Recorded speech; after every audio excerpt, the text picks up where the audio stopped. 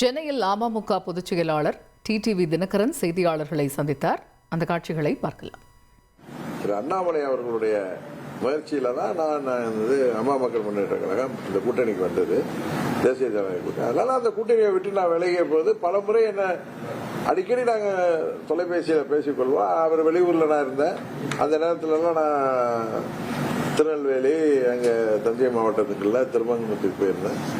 அப்போ அந்த இதெல்லாம் கேள்விப்பட்டது. அவர் என்கிட்ட தொலைபேசியில் தொடர்ந்து வலியுறுத்தி வந்தார், நீங்கள் எல்லாம் அவசரப்பட வேணான்னு சொல்வார். அதே தான் திரும்பி வந்து சொன்னார், என்னோட முடிவை ரீகன்சிடர் பண்ணுவாங்க. இல்ல அதே உங்களுக்கு எல்லாருக்கும் கிளியரா தெரியும், அது மறுபரிசீலனை செய்ய முடியுமா முடியாதாங்கிறது உங்களுக்கு தெரியும். அதனால என்னை பொறுத்த வரைக்கும் பழனிசாமி முதலமைச்சர் வேட்பாளர் அப்படிங்கிற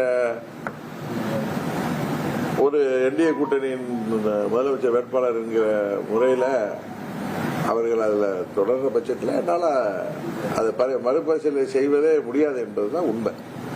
எடப்பாடி பழனிசாமி முதலமைச்சர் வேட்பாளராக ஏற்றுக்கொண்டால் திரு டிடிவி தினகரன் என்னுடைய கூட்டணிக்கு வரலான்னு வைகை செல்வன் போன்றவர்கள்லாம் அழைப்பு. வைகை செல்வன் வந்து இதே போல வாரம் எப்படி எல்லாம் பேசினாருன்னு எனக்கு தெரியும். அவர்கள் பதவிக்கு வரணுங்கிறதுக்காக டிடிவி தினகரனோ அம்மா மக்கள் முன்னேற்ற கழகமோ இவர்களால் துரோகத்திற்கு உள்ளாக்கப்பட்ட நாங்கள் பழனிசாமியை முதல்வராக்க வேண்டும் என்பதற்காக அந்த கூட்டணியை ஏற்றுக்கொள்ள வேண்டும் என்று அவர்கள் சொல்வது அது நியாயமாக தெரியவில்லை. இன்னும் இந்த நேரத்தை சொல்லிக் கொள்கிறேன், சில பேர் இந்த ஊடகங்கள்ல டிபேட்ல யூடியூப்ல டிபேட்ல எல்லாம் பேசுறப்ப 21 தேர்தல் அப்பயே டிடிவி தினகரன் வந்து கூட்டணிக்கு வர தயாராக இருந்தாரு, அவர் அப்பொழுதும் பழனிசாமி தானே முதலமைச்சர் வேட்பாளர் அப்படின்லாம் பேசினாங்க. இது ஏற்கனவே நான் ஒரு முறை பதில் சொன்னேன். அவர்களுக்காக அவர்கள் புரிந்துகிட்டு அப்படி பேசுறாங்களா இல்ல புரியலையான்னு தெரியல. அந்த ஊடகங்கள் எங்கள் கட்சியை சேர்ந்த எங்கள் கொள்கை பரப்பு செயலாளரோ சென்னையில் இருக்கிற எங்க துணை பொதுச் செயலாளர் கூப்பிட்டா அந்த எங்களை பத்தி ஒருத்தவங்க டிபேட் நடத்துறப்ப எங்க கட்சியில உள்ளவங்களை கூப்பிடணும். ஏதோ 1-2 கூப்பிடுறீங்க, அவரை விட்டுட்டு யாரையும் விட்டு பேச சொல்லிட்டு நீங்க அப்படியே அமைதியாக இருப்பது அது ஊடக தர்மத்துக்கோ அந்த நெறியாளருக்கு நல்லா இருக்குதான்னு தெரியல.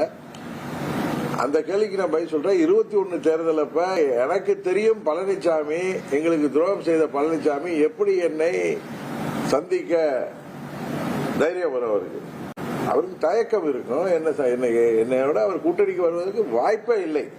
As long as he is the General Secretary of ADMK or he is the deciding authority of ADMK. Correct தானே?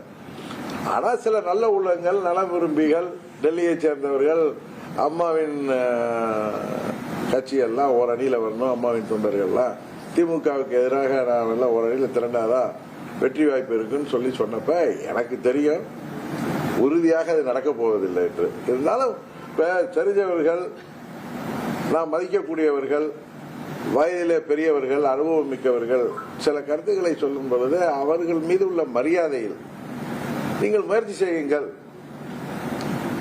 அது நடக்காது என்பது அவர்கள்ட்டையும் சொல்லியிருக்கேன். இன்னொன்று, பழனிசாமி முதலமைச்சர் வேட்பாளர் இருந்தால் நான் அந்த கூட்டணியில் தொடர்வதற்கு வாய்ப்பே இல்லை என்று நான் ரிட்டனாவே கொடுத்திருக்கேன் அவங்களுக்கு.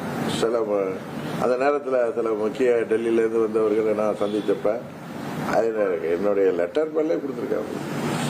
அதனால அவர்களுக்கு சொல்லிக் கொடுக்கிறேன். அன்றைக்கு அவர் ஏற்றுக்கொள்ளது இருந்தால் அன்றைக்கு நான் ஏற்றுக்கொள்ளவில்லை. என்னை சில நான் மதிக்கின்ற சில பெரியவர்கள், அனுபவம் மிக்கவர்கள் என்னிடம் ஒன்று சொல்லும் பொழுது அது வாய்ப்பே இல்லைங்க, இருந்தாலும் நீங்க ட்ரை பண்ணீங்க. இப்ப அண்ணாமலை நண்பர் வந்தாரு, நீங்க ரீகன்சிடர் பண்ணணுங்கிறாரு. அவருக்கும் தெரியும், உங்களுக்கும் தெரியும், எல்லாருக்கும் தெரியும். நான் என்ன காரணம் சொல்லிட்டு வெளில வந்தனோ அந்த காரணத்தை மீறி நான் திருப்பி அதில் போய் போறது முடியாது. இன்னும் சில பேர் ஏப்ரல் 12 அவர் வெளில போயிருக்கலாமே சொன்னதுக்கு நான் பலமுறை பதில் சொல்லிட்டேன். உங்களுக்கு தெரியும், திரு செங்கோட்டையன் எதற்கு அடிக்கடி டெல்லிக்கு சென்றார், பறந்தார். நாங்கள்லாம் எதற்கு டெல்லிக்கு செல்ல வேண்டும். இன்னும் சில அதே போன்ற அதே நலம் விரும்பிகள், நாங்கள் மதிக்கின்ற அந்த அனுபவம் மிக்கவர்கள் எங்களுக்கு தர்ம சங்கடம் இல்லாத அளவுக்கு நாங்கள் விரும்புகின்ற மாற்றங்கள் வர வாய்ப்பு இருக்குன்னு சொன்னாங்க. அதுக்காக வெயிட் பண்ணி பார்த்தோம். அது இல்லை என்று தெரிய நான் அது வந்து வாய்ப்பு இல்லை என்று நான் உணர்ற சமயத்தில் எங்க நிர்வாகிகளும் தொண்டர்களும் அந்த பழனிசாமியின் பேச்சுகளும் அவருடைய ஆணவத்தனமான பேச்சுகளும் காலம் பதில் சொல்லும், அவங்க கேள்விக்கெல்லாம் நான் பதில் சொல்ல முடியாது என்று பேசியதெல்லாம் எங்க நான் கூட அதை கண்டுக்காம போனேன். ஏன்னா நான் அதில் இருக்க போறதில்லைன்னு எனக்கு தெரியும். ஏன்னா பழனிசாமி எந்த காரணத்திலையும் என்னை சந்திக்கவும் தயங்குவார், எங்களோட கூட்டணிக்கு வரும் தயங்கா இருக்குது. ஊரறிந்த உண்மை அப்படி இருக்கிற. ஏன்னா எங்களுக்கு துரோகம் செய்துவிட்டு எங்களை நேருக்கு நேரம் பார்க்கறதுக்கு அவருக்கு தைரியம் இருக்குன்னு நான் நம்பல. அதனால நான் எங்க நிர்வாகிகள் பொறுமையா இருங்கன்னு சொன்னேன். ஒரு கட்டத்தில் ஒரு சிலர் என்னை டெல்லிக்கு அழைத்து சென்று தலைவர்களை சந்திக்க வைத்து என்னை காம்ப்ரமைஸ் பண்ணலாம் நினைத்து சில முயற்சிகள் செய்தார்கள், என்னிடமே பேசினார்கள். அதை புரிந்து கொண்டு நான் செப்டம்பர் 1ஆம் தேதியே நான் அந்த அறிவிப்பை வெளியிட்டேன். தொடர்ந்து காட்டுமன்னார் கோயிலில் என்ன கேட்டப்ப ஆமா நான் இந்திய கூட்டணியில் இல்லைன்னு சொன்னேன். அதுதான் உண்மை, அதுதான் நடந்தது.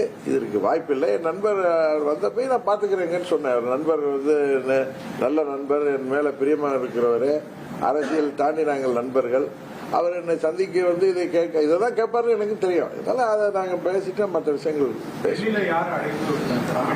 இல்ல அதெல்லாம் நான் இவர் அவர்னு நான் என்னைக்கும் யாரையும் சொன்னதில்லை. சில தலைவர்களே என்னை சந்திக்க வைத்து என்னை காம்ப்ரமைஸ் பண்ணலாம் அப்படின்னு சிலர் முயற்சி. அவங்க முயற்சியில நான் தவறா சொல்லலைன்னா நான் கூட்டணியில இருக்கிறேன். அது மாதிரி போய் அந்த தலைவர்கள் அனுபவமிக்கவர்கள், என்னை விட வயதில் மூத்தவர்கள், அவர்கள்ட்ட போய் மறுபடியும் பேசுவதற்கு முன்பு நான் அந்த கூட்டணியில இருப்பதை விட வெளியில வந்துட்டேன்னா எனக்கு ஈஸியா இருக்கும். அதை நான் அணுகுவதற்கு, அதை எதிர்கொள்வதற்கு நினைச்சேன். அதிமுக்கிய விவரங்களை அனைவருக்கும் புரிய வைக்கும் பாட்காஸ்ட். பொருளாதார பல ட்ரில்லியன் ஆயுதங்களை கொள்முதல் செய்கிறது, சம்பவங்களை தேடி களத்திற்கே உங்களை அழைத்துச் செல்லும் ஸ்பாட்லைட். அங்க இருக்கக்கூடிய கள விவரங்கள் என்ன? இந்திய ராணுவம் கடந்த 5 வருஷமாவே சார் எனக்கு ரொம்ப பிடிக்கும் அவர் வர்றதுக்காக. எங்களுடைய நியாயமான கோரிக்கை. Even at the cost of stopping. பார்வையாளர்களையும் செய்திக்குள் பங்கெடுக்கச் செய்யும் மக்கள் குரல். 50 ரூபாய் எங்களுக்கு தண்ணிக்கு ஒரு தீர்வே இல்லைங்க 10 வருஷமா. எங்களுக்கு சரியான ஒரு விடிவு கிடைக்கவில்லை. 60,000 ஏக்கருக்கு தான் கேட்கிறோம், பிச்சை கேட்கறாங்க. புத்தம் புதிதாக, வித்தியாசமாக சில இடங்கள்ல பாகிஸ்தான்லயே பாராட்ட வேண்டாம், ஆனால் அதற்கு கொச்சைப்படுத்த வேண்டாம் என்று நான் கேட்டுக்கொள்கிறேன். மதத்தால் இனத்தால் மக்களை எப்படியெல்லாம் பிளவுபடுத்த முடியுமோ அந்த பிளவிற்குண்டான ஆயுதமாக இந்த மாநாட்டை அவர்கள் பயன்படுத்த நினைக்கின்றார்கள். அரசியலிலிருந்து சினிமா தனித்து இயங்க முடியாது. அனைத்தும் உங்களுக்காக. எப்போதும் இணைந்திருங்கள் தந்தி டிவியுடன். தவிர்க்க முடியாத தம்ப்நெயில்ஸ், கலக்கலான கண்டென்ட்ஸ், சினிமாவும் சீரியஸ் பிரச்சனைகளும், பல வருடங்கள் இடைவெளி கலகலப்பும் கைகலப்பும் Me too, love you. Thank you so much. ஏற்ற தெரிக்குதுனாலே டன்னு தான். பிரேக்கே இல்லாமல் பிரேக்கிங் நியூஸ் சொல்லும் தந்தி டிவி ஆப். இன்ஸ்டா தலைமுறை வரை இறங்கி அடிக்கும் தந்தி டிவியின் டிஜிட்டல் எக்ஸ்க்ளூசிவ். அது தண்ணிக்குள்ள போகும்போது ஹேங் ஆயிடுச்சு. உங்களுக்கு விஜய் சார் எந்த அளவுக்கு ரொம்ப பிடிக்கும்? Of course, Malayalis are huge Vijay sir fans. ரெண்டு பேருமே ரொம்ப பிடிக்கும் எனக்கு. தந்தி டிவி ஆப்பை இலவசமா டவுன்லோட் செய்யுங்க. ஃபாலோ பண்ணுங்க, சப்ஸ்கிரைப் பண்ணுங்க, என்ஜாய் பண்ணுங்க.